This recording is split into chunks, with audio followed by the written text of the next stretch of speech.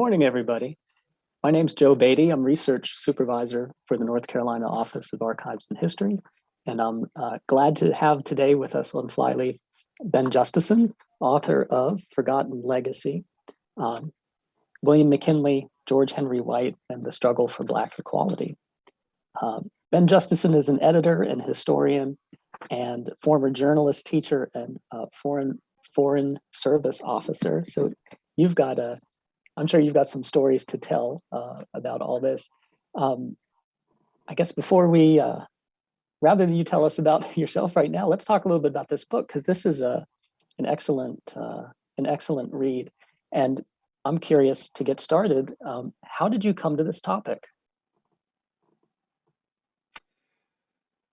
As a historian, you find yourself getting hooked on certain subjects that few other people are really interested in, and what you're spending all your time doing is trying to entice people into being just as interested as you are. I was always interested in William McKinley, sort of as a ghost of the past. He was that strange, stern-looking president who got assassinated, and I was always fascinated by presidents in general, so he was one of the four that I found most interesting, because after Kennedy was killed when I was a kid, I looked back at all of them. George White actually entered the picture first. When I was a journalist, I found out about him. I was in Fayetteville in the 1970s, and he's followed me around for many decades since then. As I did more research into George White's life, I began to discover that he had sort of a silent partner in everything that he was doing, and it turned out to be William McKinley, who's a much more complicated and philosophical person than he appears to be. There's a lot more to him. He just fascinated me, and this book is the culmination of 7 or 8 years of research that I just kept putting aside and then picking back up and putting aside, trying to recreate a vanished era, and in the meantime introduce readers to two people they needed to know more about, I think. I hope they will agree. Well, that's terrific. Well, you've given us a little bit of an introduction to the topic. Can you tell us a little bit more about McKinley and George Henry White? You know, who they are, what made them tick? They were the two faces, I call them, of the Republican Party of the 1890s in the United States. McKinley, as a former congressman and Ohio governor, became one of the most popular presidents of the 19th century, although you would hardly know it now, but at the time he was just literally adored wherever he went. You know, thousands and thousands of people turned out because he was such a good speaker. He came into George White's life when George White was running for Congress from the 2nd District of North Carolina in 1896 and was a delegate to the St. Louis nominating convention of the GOP. They both entered office in March 1897, and over the course of the next year became friends, allies. How close they actually were, I still haven't been able to determine, but they trusted each other and they discussed issues and they worked together as best they could, because McKinley was so committed to equal rights within the difficult setting of the 1890s for Black Americans. He was willing to speak out on issues like lynching, and that was George White's big issue during his first and second terms in Congress because of the Wilmington Massacre, among other things. They were just two men who, I think, tried very hard to turn the tide, but discovered that the tide was, going to wash them both over if they weren't careful. I wanted to explore the dynamic of the interaction between the two, the bills that George White wanted to introduce, and the public statements that William McKinley was willing to make on certain issues that were not terribly popular through much of the country, especially the South. The other thing that I point out is that North Carolina was the most Republican state in the South at the time. It had a Republican governor, a Republican-controlled legislature, and this was a more or less progressive mirror image of today's Republican Party. The opposite of the Democrats, on the other hand, were emerging white supremacists who wanted to take the vote away from as many Republicans as they could, and they figured out a way to do that. So there was something going on in the background the whole time that the two of them were in Washington together. That's really interesting. You alluded to before about McKinley and it having, sort of people having this strange impression of him now. It seems like McKinley's had a strange career over time. He gets short shrift for what he achieved in office. I mean, as you pointed out, I think most of us remember him for having been assassinated, not least of which because that's unusual, but also because it led to his vice president, Teddy Roosevelt, coming to office. And you're giving us something of a reassessment here. Can you tell us something about like the historiography of McKinley? How is it that we've come to remember him as being this? Well, how have we come to remember him in this way that you're correcting? Well, I think that, excuse me, I think that he was sort of laid aside for a long time, the first 50 years or so after his death, because people were more interested in Teddy Roosevelt and all those men who served as president after he did. For a long time, he was seen unfairly as the puppet of the rich business wing of the Republican Party. It was only in about the 1950s when a historian named Margaret Leach wrote the first modern biography called "In the Days of McKinley," and she began pushing a fuller view of him as a more assertive and activist kind of president than people actually remembered, because he predated TV and radio, and newsreels had only barely just come in when he was president. There wasn't much to, you didn't have the internet or anything. So it took several serious historians to start pulling out his story. The most recent one that's come out was, I think, in 2017 by a very distinguished author named Robert Mary, called McKinley, the President of the 20th Century. It's about the title, Architect of the 20th Century.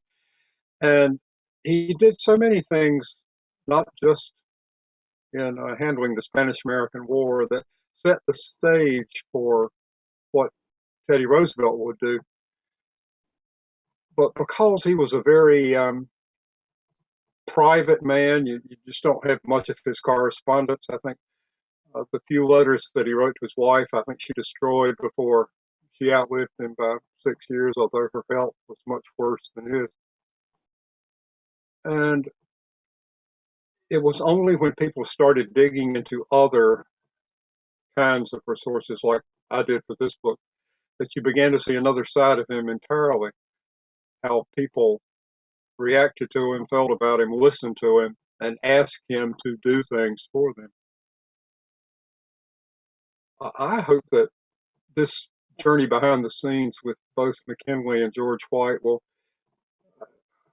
spur people to reassess their own interpretation of long forgotten events, especially the 1900 election, which I think is a very relevant one to what's been going on in the last 5 or 10 years in the U.S. Yeah, it, it is kind of a surprise that McKinley was so popular and approachable, because we saw the photo of him on the screen a few moments ago. He does always appear very stern and yeah, the photo we see there, I think like that's how we often remember him. And but when you look, you're right. As I was looking, there are some moving film footage of Mm-hmm. him, and you see lots of images of him out in public giving speeches, and Yep. he really is thronged with people, and you know, he looks like he's enjoying the attention or enjoying what's going on. So there is this really interesting dichotomy about the way we have remembered him and the way that maybe he was acting at the time. I think it is amazing to look back at how both campaigns and political appearances and all were orchestrated back then. It's very different from the way it is today. It was mostly centered around speeches and oratory, much more so than it truly is today. They're sort of an afterthought to go in with the sound bites. Back then, they were people actually listened to the speeches and thought about them and made their decisions about who to vote for based on listening to them. It's not really, you can't compare the two sets of circumstances, but you can learn about a lot about why our political campaigns are the way they are today from what they used to be and how they've changed and why much of it has to do with technology, but there are other differences as well. It was not uncommon for someone, not just McKinley, to give a 2 hour speech, which, you know, today our attention spans are more, 30 seconds. McKinley's opponent, by the way, in 1896 and 1900 was William Jennings Bryan, who was probably the most famous orator of political history at the turn of the century. His speeches could run 2 hours, and nobody ever wrote them down because they were so fascinated by hearing him talk. Had one of those voices again. Oh, that's terrific. Well, so while we're on that, about the elections, you know, in the middle of the book, we find the presidential election of 1900. There's major striving toward justice and equality. You know, this, as you've alluded to, sounds kind of familiar to us today. What kind of comparisons can you make between the elections of 1900 and maybe 2020, or as you say, maybe elections in the past few cycles? Well, the 1900 election was one of the last ones for the main candidate. The incumbent president did not even campaign. He sat on his front porch in Canton, Ohio, and said, "I'll answer your questions. You can come to me, but I'm not making any speeches." And just he decided that it was unfitting or unbefitting the presidency to get out and make a lot of big public appearances. He sent Teddy Roosevelt out instead, and Teddy Roosevelt, I think, made maybe 600 speeches in 3 months' time, or just an amazing number. He loved it. He was loved adulation. They were sort of like the Mutt and Jeff of American politics, because McKinley looked like his grandfather, and Teddy Roosevelt looked like this bad little kid who was, running around setting fires behind the barn or something.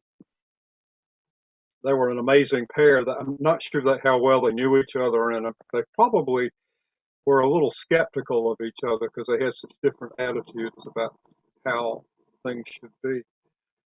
But one thing that fascinated me about the 1900 election was the fact that McKinley was faced with this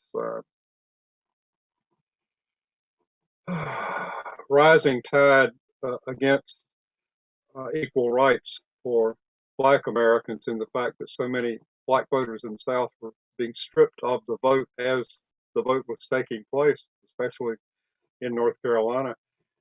He cared a lot about that, and he still reached out to Black voters because he thought, whatever else happens, and I can't control the situation, you know that I'm behind you. I've got your back. He was always going out and speaking at Black colleges, churches.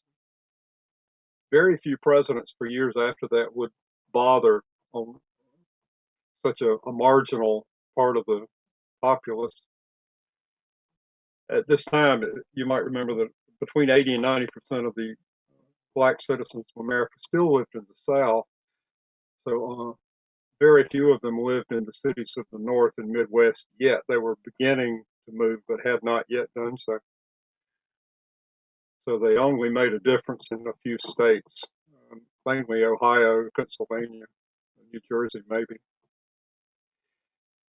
The election itself was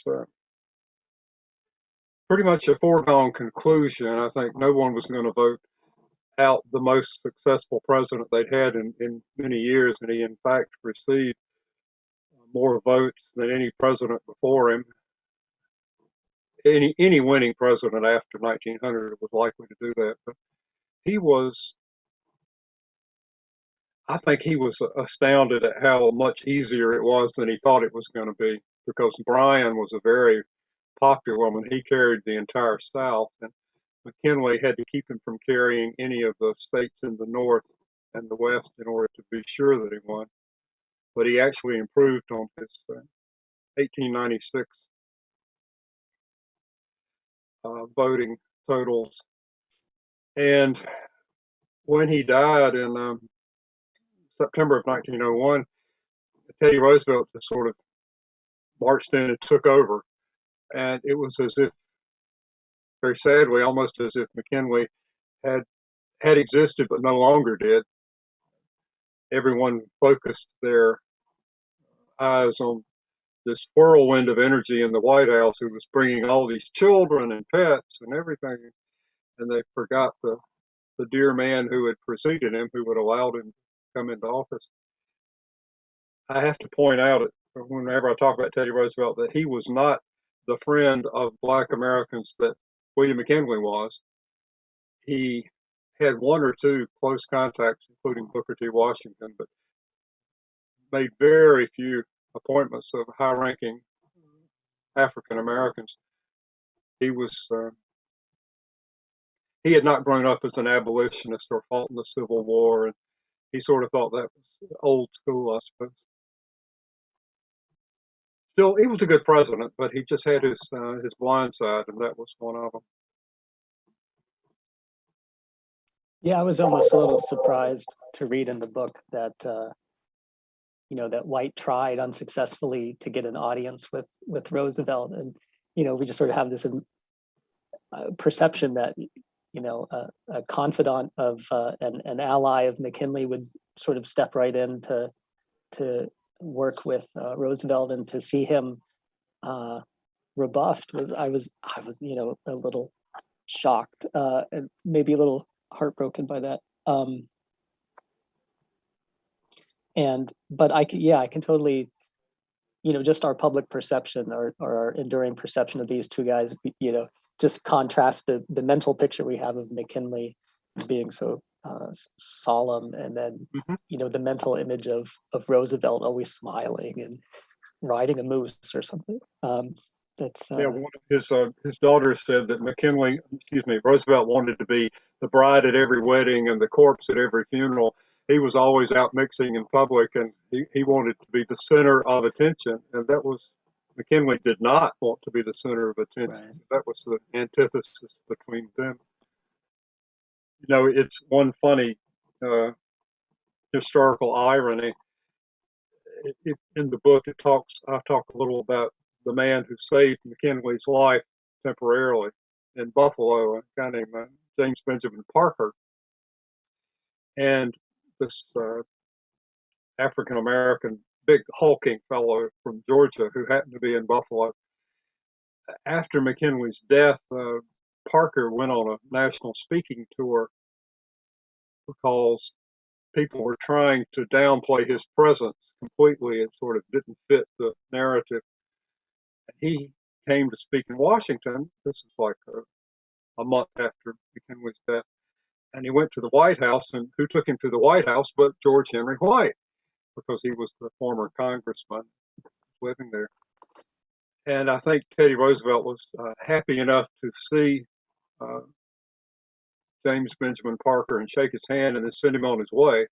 He didn't go to his speech, but he was not particularly happy to see George White because he could sort of see trouble coming right behind him. George White was nothing if not a bit outspoken when it came to the issues that he believed in most strongly, lynching and disfranchisement. Sorry, I got you off the subject. No, that's terrific. That's why we're doing this. So when we have McKinley and White, who get joined up in this effort toward racial progress, how do you see their relationship growing, changing over time? Well, I think from the beginning, George White was trying to be as deferential as he could because here was the President of the United States, the single most important man in all of American politics. And he was just a freshman congressman, although a well-known one in his home state. But George White was gradually being groomed by certain elders in the Republican Party for a larger national role. Had he not been um, forced to retire from Congress, he might well have survived well into the 20th century as a force to be reckoned with on its own. But gradually, after they met, I think he became not overly assertive, but more and more assertive for his issues, not for himself. He wasn't trying to promote himself, but he had thought nothing of asking for an audience with the president to go appear and give him a short rundown on a bill he was introducing in Congress. And the president, whose door was open to anyone who would come if he had the time, if he was in town, he was always delighted to see George White because he kept him, the common phrase is kept him honest. You know, he reminded him of what was actually going on out in the provinces, as it were. I think that in the end of 1898 and on into 1899, after the war was over and the Wilmington riots took place, George White changed himself. He became more of an outspoken advocate of racial justice and uh, equal rights for Black Americans, and he begged the president and the administration to at least take a stand on what had happened in Wilmington, and there was another event in South Carolina at the same time. And I think he began to, if not wear out his welcome, I think he was moving past the issues themselves and probably putting McKinley in a less and less comfortable position because his party was moving away from this. McKinley was still, you know, spot on in his head, but he knew that only a bare majority of his own party in the House of Representatives would favor some of the issues that George White was pushing, and no Democrats in the South would, of course, back any of it. It became sort of a complicated dance. They continued to see each other and talk to each other, and he provided advice and counsel, but I think he was sort of gently pushed um, into a pattern of you can raise the issue, but don't expect me to act on it. I can't. And my hands are tied in some ways. I'll do what I can, but it may not be exactly what you want or what you think you need. In George White's case, that was hard to probably, he did not get the message quite as quickly as some people might have. He simply, he was a very single-minded, focused person. He was always looking at the importance of this issue at this moment, right now. Right. I think they understood each other, but I think they understood that their time had come and was beginning to go. Now, I will say that had McKinley survived, I think things might have been different in his second term because he was no longer running for re-election. At this point, he was determined to strike out on what issues he could and I believe that he might actually have come back to some of the issues that George White had raised. But unfortunately, fate did not allow it. Do you think it sounds like, and do you think it's fair to say that White kind of pushed McKinley to do more and maybe eventually sort of pushed a little too far? Or I think your description sounds nice, pushed beyond what he was capable of supporting. Well, I think part of the problem is that McKinley was not by nature an activist. He did not get out in front of issues. And what he did was he'd make a speech, he'd say, "This is my position," and he would wait for other leaders in his party to take up the gauntlet and run with it. Sure. And unfortunately, the only one who was willing to take up the gauntlet was George White, who was by that time fighting himself politically. He would not run for re-election in 1900 and therefore had no national platform to speak from. But the party itself in the South, the Republican Party was splitting into two wings. It was a lily white wing that was an all white men, and the black and tans in certain states, Georgia, Florida, some in South Carolina, that still retained well after 1900 into the 1930s and 40s and 50s a significant political presence of blacks at national conventions, at least. I think it was just kind of sad. There's one tiny event that happened in the spring of 1901 that kind of crystallizes it for me. George White had just left Congress after making his farewell speech, and he was seeking a federal appointment as a Treasury auditor in the U.S. Treasury. And the Washington Post, which was no friend of George White's at the time, and not much of a friend of William McKinley's, decided that he did not deserve that post, that he should be willing to take one that paid a lot less. And George White made the mistake, in my estimation, of writing a long and angry letter to the Washington Post, which set out his case in over detail and more passionate language than he might have used. I think at that point, the president kind of mentally threw up his hands and go, "What am I going to do with George? You know, I was going to appoint him, but now he's become almost political poison because he was asking not for more than he deserved, but asking loudly and in a very plaintive way." At that point, I think was the last time that George White went to the White House and talked to the president in April 1901. It's the last time they saw each other before McKinley's death. And I think it sort of left a sad taste, if not a bad taste, in McKinley's mouth, going, "I tried, I would have done what I could, but he put me in an untenable situation. I still respect him, he still deserves the job. He might have gotten in the fall if he had returned from Buffalo."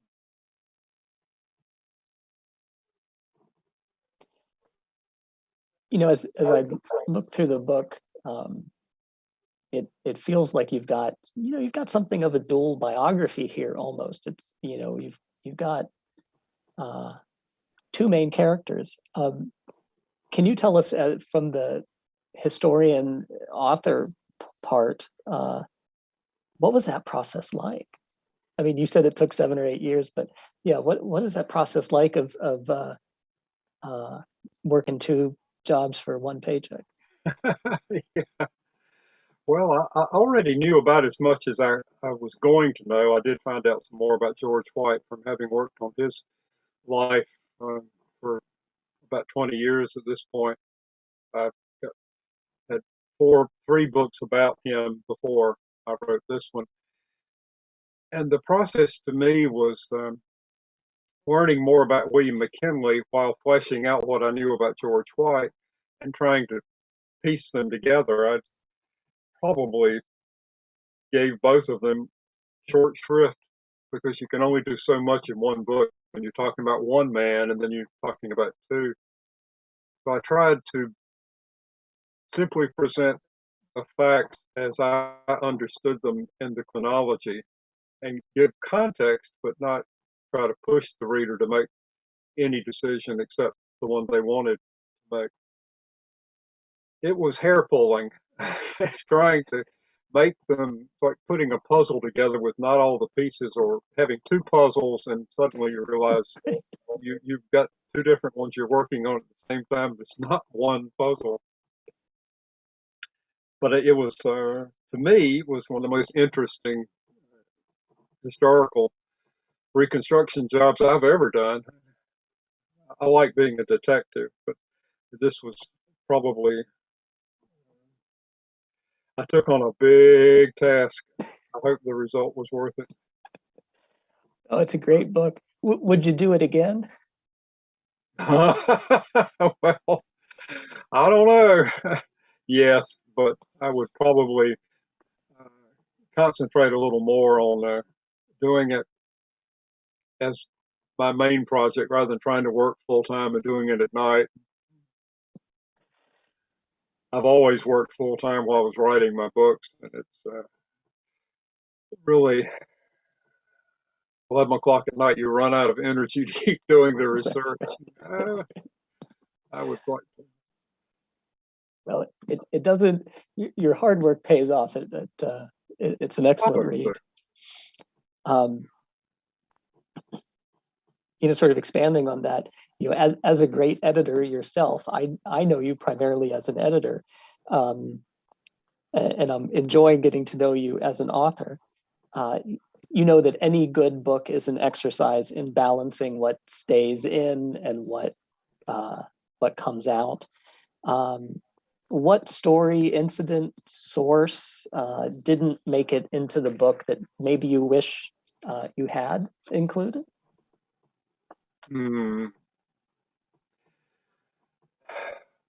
Well, I guess I could have put more of the pre-1897 lives of both George White and William McKinley into it.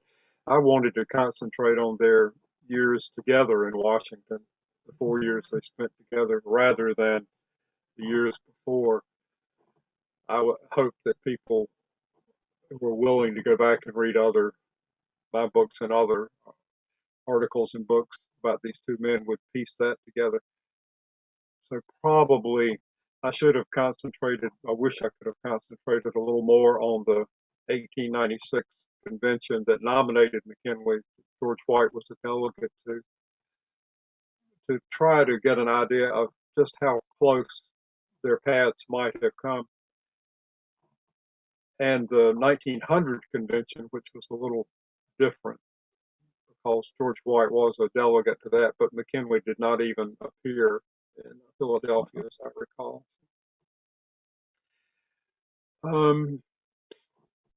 Given the time and given some other sources I was not able to find, I wish I could find some more private letters.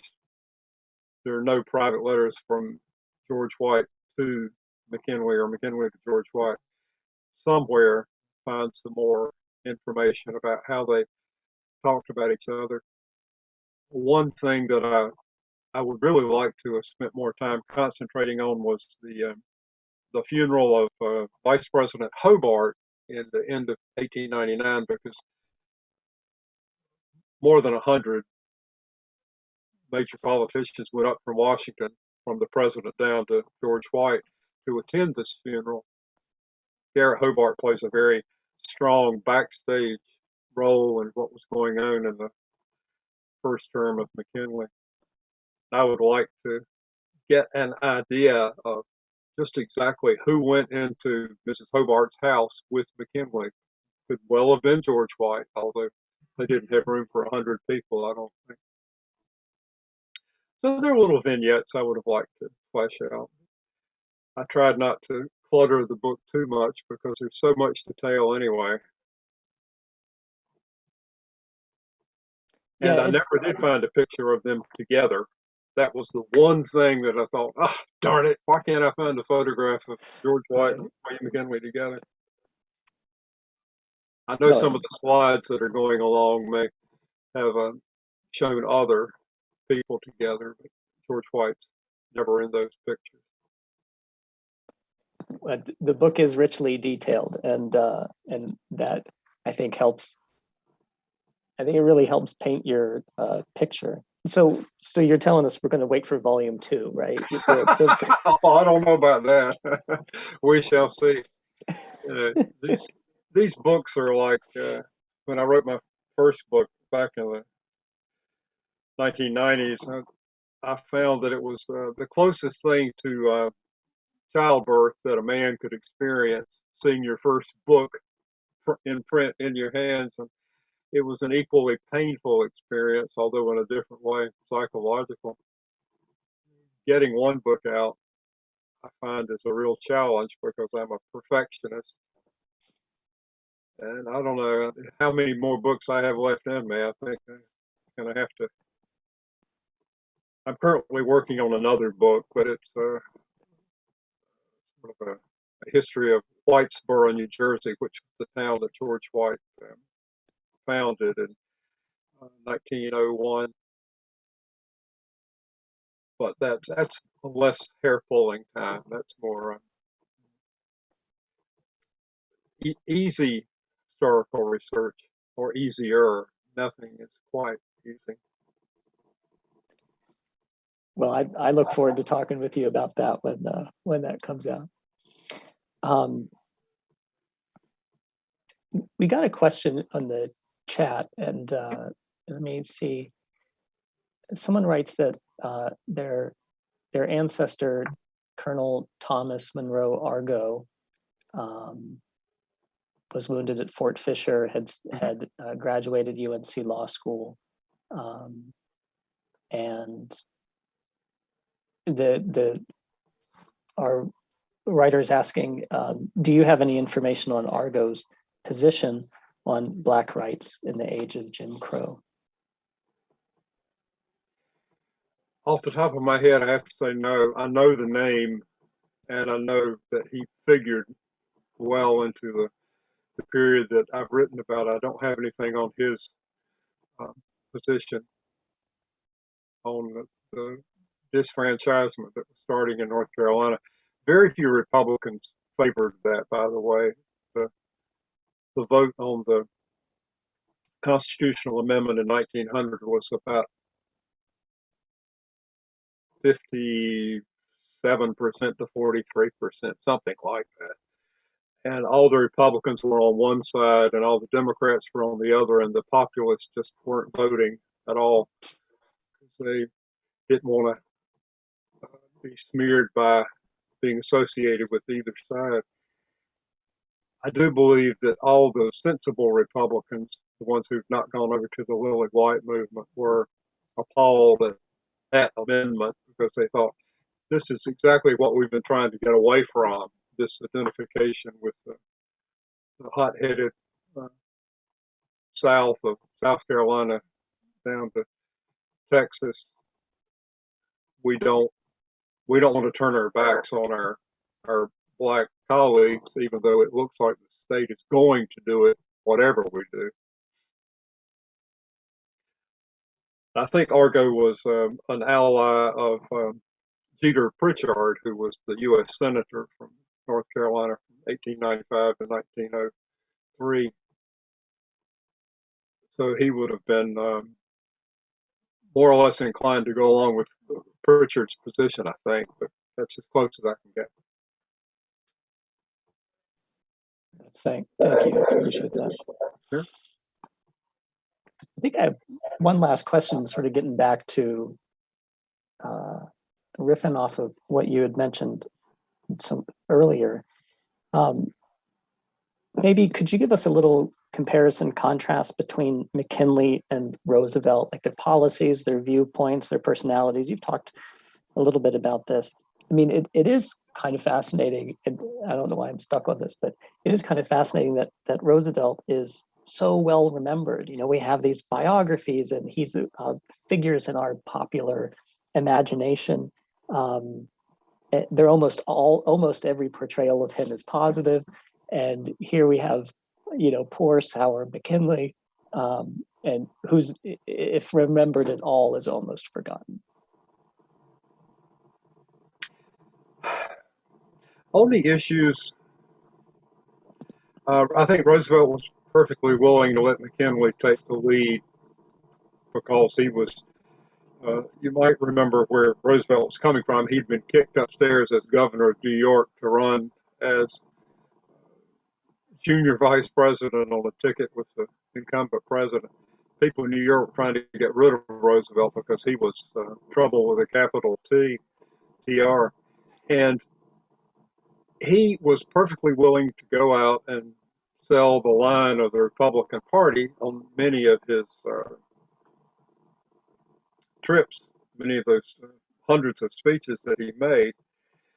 And he wasn't going to cause any trouble for McKinley, but he did, of course, immediately run into some opposition from black Republicans who remembered some rather unflattering things that that Roosevelt had written in a series of articles in Scribner's magazine in 1899 about the performance of black soldiers in Cuba during the San Juan Hill run-up.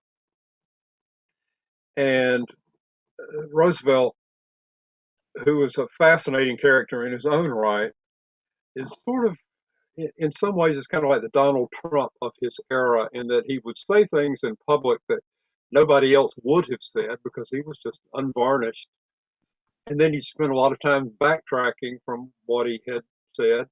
And he tried to step back from that article, which all but accused some black soldiers of being cowards, that he had to pull a gun on them to make them stop retreating. And they weren't actually retreating, they were being ordered back to resupply the rear by their own commanders. And here's Teddy Roosevelt pulling a gun on them, saying, "Stop where you are." So Roosevelt was always a fascinating study in presenting his own viewpoint after he became president, much more so than while McKinley was alive. But on policies, he took a much more aggressive stance in some ways against business, for instance. He became known as the trust buster of American politics, and he won the Nobel Peace Prize, for instance, for helping to settle the Russo-Japanese War of 1905. I don't think that McKinley would have done either of those things in quite the way, but Roosevelt became famous for those two things and others that he did. And it's no small wonder that he ended up on Mount Rushmore and McKinley did not. So I think that it's a study in contrast. Roosevelt has always been remembered favorably now, but he was not always favorably perceived at the time. A lot of people made fun of him, saying, "Oh, there he goes again, the cowboy, the 15-year-old cowboy." But he was such a mover and shaker that he brought people along with him, even those people who didn't like him. They kind of got swept up in this adulatory following. McKinley would not have done that. It was just not his style. He couldn't pull people along in a great wave of popular esteem. But I think they respected each other, they knew each other, but they were different eras.